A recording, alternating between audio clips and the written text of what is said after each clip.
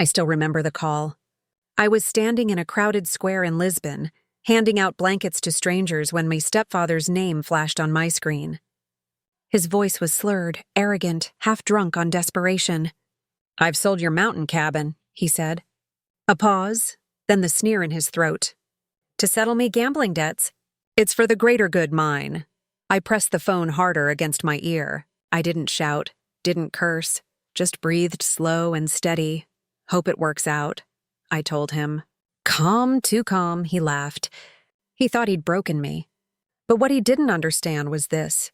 My silence was never surrender.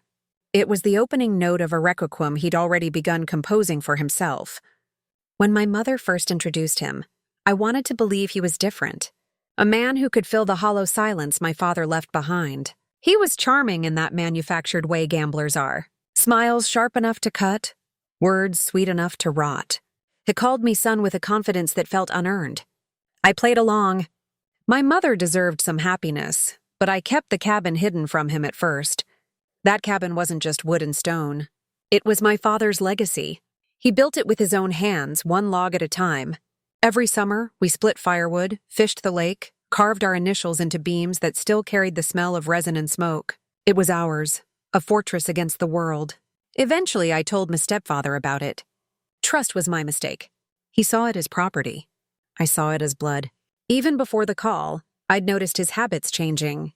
He'd vanish in weekends, return with eyes red, excuses thin, receipts in his pockets, casinos, bars, debts scratched out in ink. I knew where it was leading. Gambling isn't a pastime. It's a hunger. It devours homes, families, futures. So when he said he'd sold my cabin, it didn't shock me. It confirmed what I already knew. The man had no loyalty, nor restraint, no concept of legacy. He didn't just steal a property. Had desecrated my father's memory. But I didn't rage. I didn't beg. Instead, it planned. I had 8 months left abroad, 8 months to prepare. I worked. I volunteered. I smiled for photographs that made me look kind. But every night when the lights went out, I plotted. He thought he sold my cabin. What he didn't know was this. I had anticipated him. Years before, I'd transferred ownership into a private trust with clauses that locked the deed tighter than a vault. I never sold my cabin. He sold air. The buyer would find out soon enough, and when they did, they wouldn't go after me. They'd go after him. All I needed was time. The first move, I contacted the buyer quietly through a lawyer, explained the truth, provided proof. No emotion, no theatrics, just documents. They weren't angry at me. They were furious at him.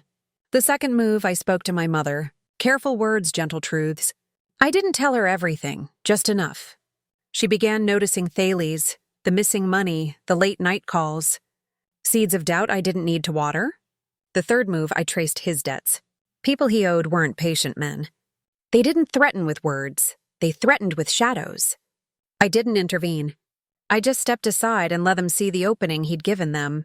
And finally, the last move. I came home.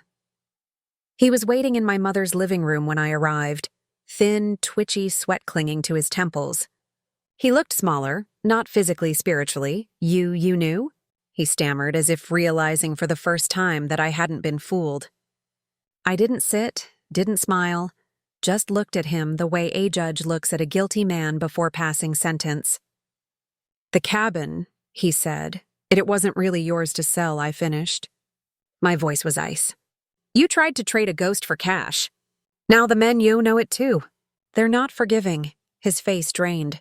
He opened his mouth, but no sound came. Just the twitch of a broken marionette.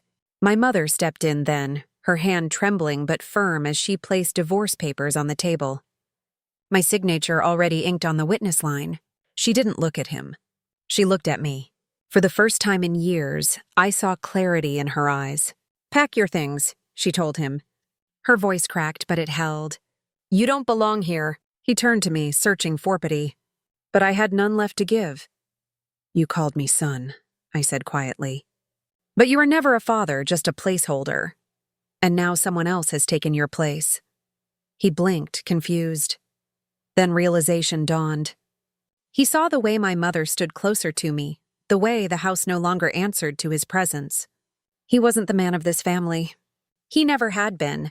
And the final truth cut deeper than any debt collector could.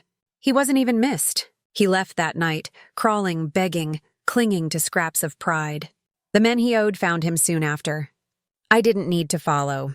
His collapse was inevitable. The cabin still stands, untouched, waiting. I visit it often. Chop would sit,